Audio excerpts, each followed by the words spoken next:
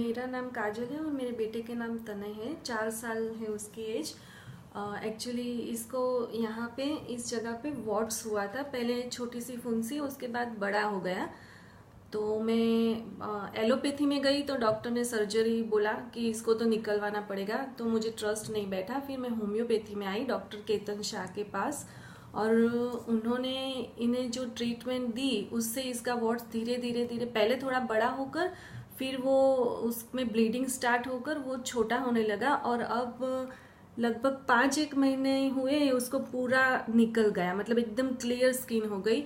और प्लस इसको सर्दी खांसी और छोटी छोटी बीमारी इसको रहती ही थी, जो इसका बहुत इम्प्रूवमेंट है, मतलब 80% इम्प्रूवमेंट हो गया है।